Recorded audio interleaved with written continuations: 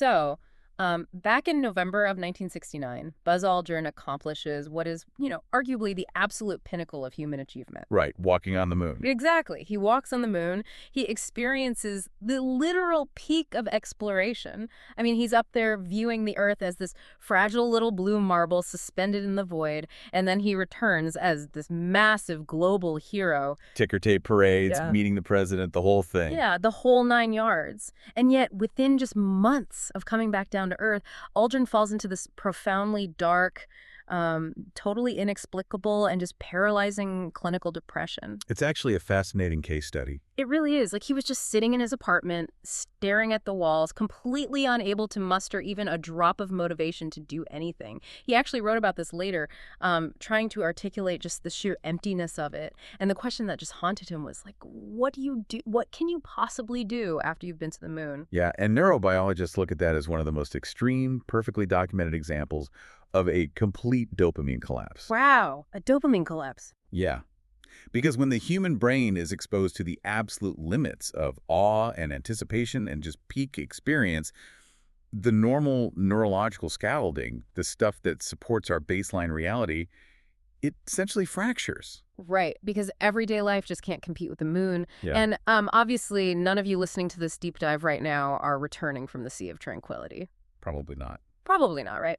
But the reason I bring up Buzz Aldrin to start our deep dive today is because the exact same biological hardware that malfunctioned in him back in 1969 is the hardware that malfunctions in us today. Absolutely. The scale is different, but the mechanism is identical. Exactly.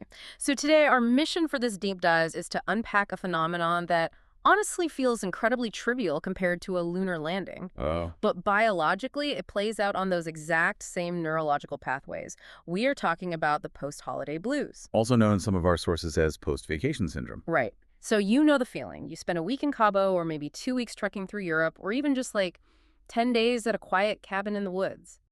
Just totally disconnected. Yeah, and then you step off the plane, you unpack your suitcase, you sigh and set your alarm for 6:00 a.m. And when that computer monitor glow hits your face on Monday morning, it's just this overwhelming wave of sadness and sluggishness and a total lack of motivation. And people really panic when it hits.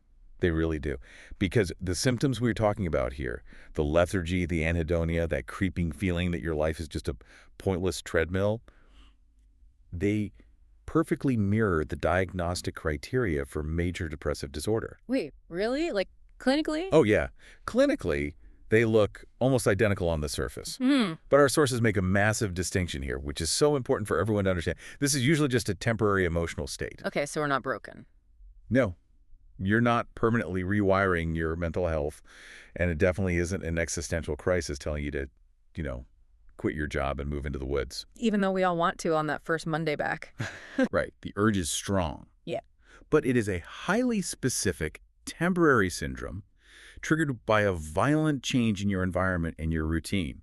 Basically, we are looking at a temporary mechanical failure of the brain's reward and stress systems. I just love that framing so much. A mechanical failure. Because, I mean, the impulse is always to blame ourselves, right? Or to blame our life choices. Oh, for sure. We internalize it immediately. We really do. We sit there staring at our inbox thinking, I must hate my career, or I must be living my life completely wrong if I'm this miserable returning to it. And that's exactly the assumption we're going to tear apart today. Yes, we are. We are going to explore the neurochemical whiplash, the psychological optical illusions going on in your head, the hidden physical exhaustion of travel, and the sudden collapse of human motivation. And the best part is, we aren't just going to sit here and admire the problem. No, we've got a fix. By the end of this deep dive, you won't just understand what's happening in your brain. You're going to have a highly specific 4-step biological toolkit to completely reset the machine. But to get to that toolkit, we have to start at the foundational layer. And that foundation is entirely chemical. We have to look at what you actually did to your brain during that vacation. Let's do it. Walk me through the baseline. Okay, so during a long holiday, you are constantly exposing your nervous system to novel, highly rewarding stimuli. You are eating rich, novel foods. You are seeing new architecture. Sleeping in. Exactly, resting, traveling. And you're navigating new social dynamics. but entirely free from your usual social hierarchies at work. Right, you are totally off the leash. No boss, no deadlines. You're off the leash. And your brain responds to this freedom and this constant novelty by basically opening the floodgates of the mesolimbic pathway. Which means what in plain English? It means you are heavily secreting happiness chemicals, Yeah. specifically dopamine, which is the neurotransmitter responsible for motivation and salience, and endorphins, which are your body's endogenous opioids. Okay, the body's natural painkillers, basically. Right, they handle pleasure and pain relief. So for a week straight, you are essentially bathing your prefrontal cortex in this optimized, perfect neurochemical cocktail. It keeps you alert, cheerful, and fully engaged. Okay, let's unpack this for a second because we throw the word dopamine around a lot, like all the time. We really do. It's become a bit of a buzzword. It has. We call it the happy chemical. But from what our sources are saying, it's not really just about feeling happy, is it? It's more about engagement. That is a critical distinction to make. What's fascinating here is that dopamine is not actually the molecule of pleasure. It is the molecule of, well, of more. The molecule of more, I like that. Yes, the molecule of anticipation and salience. When you are on a trip, everything around you is salient. A new street corner is interesting. A new menu at a restaurant is interesting. Because you haven't seen it 1,000 times before. Exactly. Dopamine makes you feel alert, deeply engaged, and just relentlessly curious. It is a highly metabolic, very high energy state for the brain. But then the vacation ends. The plane lands, you unlock your front door, and you sit down on your couch. And suddenly all that novelty is just gone. It evaporates. The environment is entirely predictable again. And when the novelty drops to zero, the dopamine production just craters, right? It's a severe and rapid drop, like a steep, terrifying cliff, because your brain had actually downregulated its dopamine receptors while you were away, since it was getting so much of it on the trip. Oh, so you physically have fewer receptors now? Yes, you have fewer receptors to catch the dopamine, and suddenly the supply itself has been shut off. Wow. That chemical crash alone would cause a massive slump in your mood and motivation. You're just left drifting. But the human brain rarely limits itself to just one crisis at a time. Right, of course not, because there is a secondary mechanism firing at the exact same time, the stress response. Simultaneously, Yeah. as your dopamine is plummeting below its baseline, your brain begins to process your new environment. You see the unpacked suitcase sitting there. Yeah. You look at the clock and realize it's Sunday night. The Sunday scaries hit. Hard. You anticipate that Monday morning stand-up meeting. And the mere thought of returning to your duties and facing those responsibilities triggers the hypothalamic pituitary adrenal axis, the HPA axis. And that's our stress system, right? Exactly. Yep. This is the system that manages your stress response, and it instantly dumps a massive wave of glucocorticoids into your bloodstream, specifically the stress hormone cortisol. Okay, I have a serious question about this because this always bothers me when we talk about stress and cortisol. Sure, we'll get it. Well, cortisol is what wakes us up in the morning, right? It's the engine that literally gets us out of bed. It is a completely necessary hormone for human survival. It absolutely is. You'd be in a coma without it. Right. So why are we treating a cortisol release on a Monday morning as this catastrophic biological failure? Isn't it just our engine turning back on for the work week? That's a great point, but it's really a matter of amplitude and context. Yes, you have a natural cortisol awakening response every single morning. It peaks about 30 minutes after you wake up, gets you moving, and slowly tapers off. Okay, so that's normal. Normal. But what happens after a vacation is not a normal morning engine turnover. It is a massive spike driven by an abrupt context switch. Ah, I see. Think about it. For the last 2 weeks, your brain has been in an environment totally devoid of its usual psychological threats. The HPA axis was downregulated. Your baseline stress was historically low. So the system got soft, basically. Yeah, the system became highly sensitive because the background noise of daily stress was removed. So when you suddenly reintroduce the concept of deadlines and unread emails and social friction at the office, the brain doesn't just release a gentle waking amount of cortisol. It panics. It dumps an acute survival level amount. Because to the brain, the transition is so abrupt, it categorizes the shift as a literal threat to your life. Here's where it gets really interesting to me. It's like, okay, imagine you're driving 100 miles an hour on a super smooth, scenic highway, right? Just cruising. Best feeling in the world. And then suddenly you hit a brick wall. The contrast in speed causes a literal whiplash. That is the perfect analogy. And here is the physical reality of what that cortisol is doing to you in that moment. It doesn't just make you feel stressed emotionally. It literally acts as a vasoconstrictor in certain parts of your brain. Wait, a vasoconstrictor, it shrinks blood vessels. Yes, it reroutes glucose and energy away from your prefrontal cortex, which is the area responsible for rational thought and emotional regulation, and it pushes that energy toward your skeletal muscles. Wait, really? Really? So the physical sensation of dread I feel when I'm looking at my inbox isn't just a metaphor, it's an actual localized metabolic event. Like, my brain is literally starving my logic center to feed my hamstrings so I can run away from my laptop. That is exactly what is happening. Your brain's alarm system hasn't updated its software since the Pleistocene era. It still responds to the abstract psychological pressure of an inbox with the exact same physical chemical release designed to help you evade a predator. That is wild. So if we pull the camera back and look at the biological reality of that Sunday night, your dopamine is lower than it has been in months, which strips you of all motivation.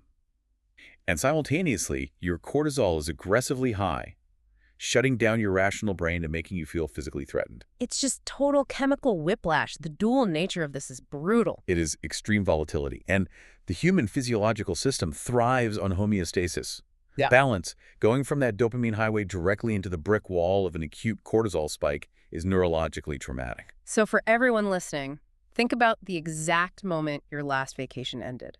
Maybe you were standing at the baggage claim or setting that morning alarm. That hollow, sinking feeling in your stomach, that was a literal, measurable drop in dopamine and a spike in cortisol. Exactly. And honestly, just acknowledging that changes everything. It really does. Because once you realize that the dread is a mechanical, predictable chemical reaction to a change in environmental inputs, you can stop taking the dread so seriously. You stop attaching a personal narrative to it. Right. It's not that your life is a disaster. It's just that your HPA axis is super confused by the lack of palm trees and margaritas. Exactly. Detaching the narrative from the biology is step one. But we also have to admit that biology doesn't operate in a vacuum. Right. There's always more to the story. The chemical crash sets the stage, absolutely. But how your mind interprets your surroundings makes it exponentially worse. Which brings us from chemistry into psychology. Yes, we need to talk about the contrast effect. This blew my mind when I was reading the sources. It's arguably one of the most powerful cognitive distortions we experience in daily life. The underlying principle in psychology is that human beings are inherently incapable of evaluating a situation in isolation. We constantly evaluate our present situation by comparing it directly to our most recent past. We are total comparison machines. We are. So let's look at the 2 data points your brain is forcing together when you get back. The recent past was total freedom. You were sleeping in, eating delicious food, zero pressure. The ultimate zero-stress environment. And then the present.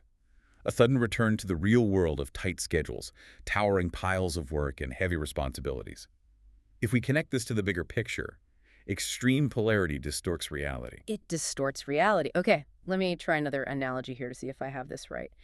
It's like walking out of a brilliantly sunny, cloudless day at the beach directly into a dimly lit, windowless office building. Perfect. Yeah. Right? Because the office itself might not actually be that dark. If you'd been inside all day, your eyes would be adjusted and you'd see perfectly fine. But because you just came from the blinding intensity of the sun, your pupils are constricted. So when you walk inside, you feel completely blind. That is an incredible way to visualize the contrast effect. The environment of the office did not change at all.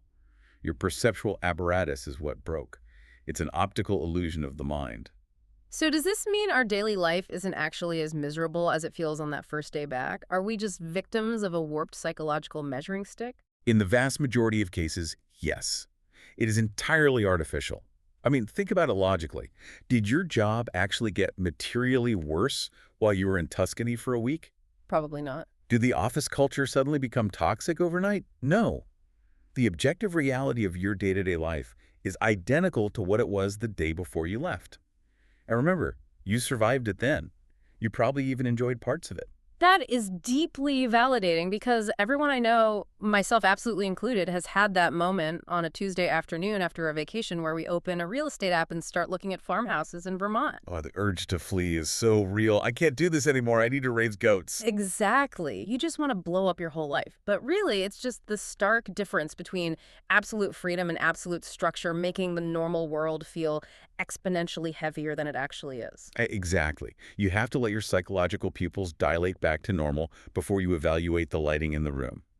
Don't make any major life decisions in that first week. Okay, so our chemistry is crashing and our perception is totally distorted. But let me push back on something fundamental here. Go for it. The entire premise of taking a holiday is to rest, right? To recharge the battery. So even if our brain is playing tricks on us, surely our physical bodies are rested and resilient enough from the vacation to handle a little stress. Our sources say, think again. Yeah, they really do. This brings us to one of the most counterintuitive aspects of modern leisure. Holidays often do not equate to true restorative rest. We operate under this illusion that because we aren't working, we are resting. But we aren't. The physiological reality is that vacations often create massive biological debt. Okay, wait. How does sitting on a beach create biological debt? Well, it's not the sitting on the beach, it's everything surrounding it. Think about the logistical realities of long-distance travel. You wake up at 3:30 a.m. to catch an early flight. You navigate traffic jams. You deal with the stress of airport security. Which is awful. Terrible. Then you sit in a pressurized metal tube at 30,000 feet, getting dehydrated. That alone is an enormous physical stressor before the trip even really begins. So what does this all mean for our bodies once we actually get to the hotel? Once you get there, look at your behavior. You are staying up late socializing. You are consuming alcohol probably a lot more than usual. You are deviating entirely from your normal diet. What all of these factors do is systematically dismantle your circadian rhythm. The body's internal sleep-wake cycle. Exactly, your master clock. When you throw it into chaos by crossing time zones, or just by staying up until 2:00 a.m. drinking, the rhythm fractures. Wait, if I stay up until 2 a.m. on vacation, but I sleep in until 11 a.m., I'm still getting 9 hours of sleep? Shouldn't I be fine? It's not just about the duration, it's about the quality and the architecture of the sleep. Yeah. Alcohol severely disrupts REM sleep and deep sleep. So you might be unconscious for 9 hours, but your brain isn't getting that deep restorative rest. It's junk sleep. It is junk sleep. You return carrying a massive physiological debt. You are clinically sleep deprived, and your circadian rhythm is totally out of alignment. And how does that connect back to the post-holiday blues we're feeling? Because physical exhaustion directly causes a weakened emotional state and high irritability. When the circadian rhythm is disrupted, the brain literally lacks the physical energy required to regulate your mood. Ah, so it all compounds. Right. It makes the psychological contrast effect we just talked about hit twice as hard. Because your prefrontal cortex, the logical part of your brain that needs to say, hey, this is just an illusion, doesn't have the metabolic energy to function. So your primitive emotional brain takes over. Wow. We really do this to ourselves. We often treat vacations like these endurance marathons of fun. Are we essentially punishing our bodies under the disguise of treating ourselves? We absolutely are. We cram so much novelty into a week that we fundamentally undermine the physical foundation required to re-enter normal life. So to everyone listening, ask yourself, look back at your last trip. Did you actually get more rest, or did you just change the geographical location of your exhaustion? That is the million-dollar question. Okay, so we've covered the body and the mind. We know the chemicals crashed and the rhythm is broken. But our sources point out there is a structural missing piece in your calendar that is fueling this sadness too. The loss of a focal point. Yes, the anticipation void. This is huge. Tell me about the anticipation void. Well, this raises an important question about how human motivation actually works. We think the joy of a vacation is just being on the vacation.